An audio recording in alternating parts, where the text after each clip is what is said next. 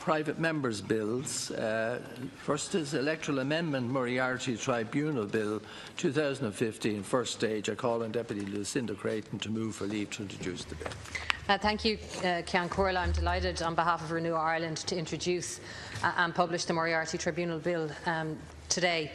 This bill, if accepted, would implement all of the recommendations of the Moriarty Tribunal, which, despite promises to the contrary, unfortunately have not been implemented by this government.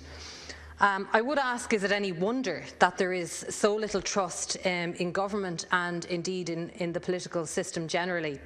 It's almost 5 years now since Justice Moriarty, in his tribunal report on payments to politicians, found that it is beyond doubt that Deputy Michael Lowry imparted substantive information to Denis O'Brien which was of, and I quote, significant value and assistance to him in securing the licence. It has since emerged that there has been for over 3 years a Garda investigation following the Moriarty Tribunal's findings of suspected criminality in payments to politicians. This extraordinarily Taoiseach has not yet led to an investigation file being sent to the DPP.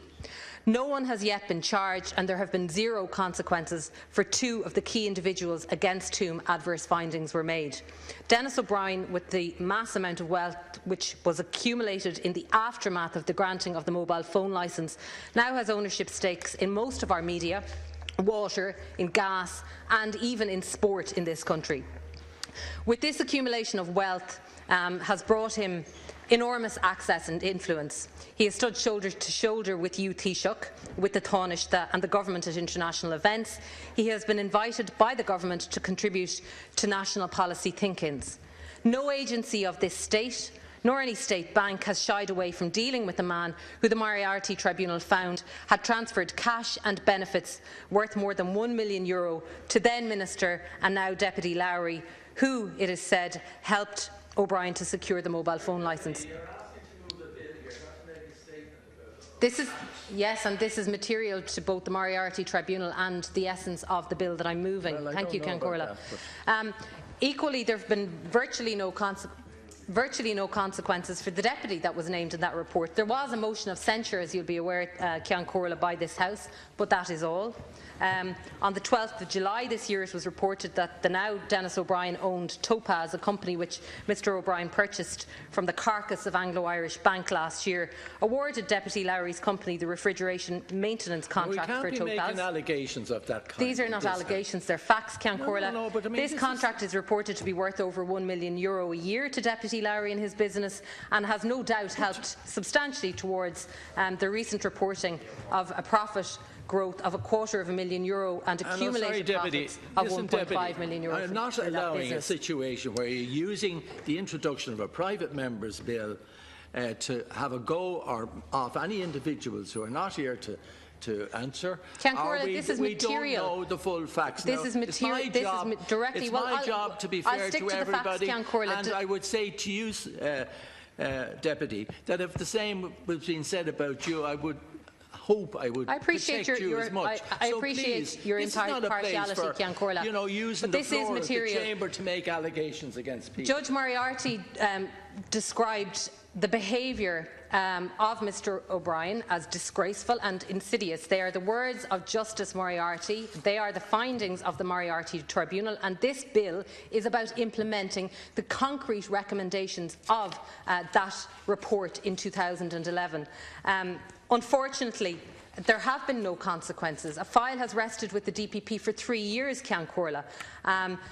The individual named in that report has threatened and is proceeding to try to silence this Parliament through the court system. And we have had no response, no warning, and I note that Taoiseach has left the chamber, and that in itself is telling, no response from either the Taoiseach or the government to defend the interests of this House. This is the Chamber of Deputies, and this House is currently being sued by that individual. Ceann Comhairle, with the publication of this bill, I am asking the Taoiseach, even though he has left the chamber, but no doubt his chief whip will convey the message to him, that seeing as there have been no consequences, no concrete, tangible consequences yet in the criminal sense in relation to any of the named individuals in that report, I hope that the Taoiseach will make a very clear commitment to the people of Ireland that no individual named in that report will be invited to make up the numbers to put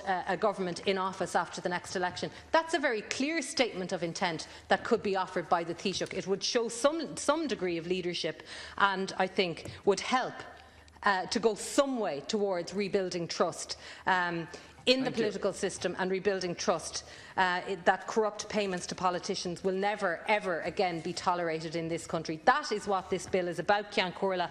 I'm very pleased to recommend it to the House, and I look forward to it being debated in this chamber and seeing the government parties who expressed outrage in 2011 supporting us in trying to ensure that all of the recommendations of the Moriarty Tribunal report of 2011 will be implemented. I think that would show a real sign of intent by both the government parties and those on the opposition side. Is the bill being opposed? Opposed. Not opposed.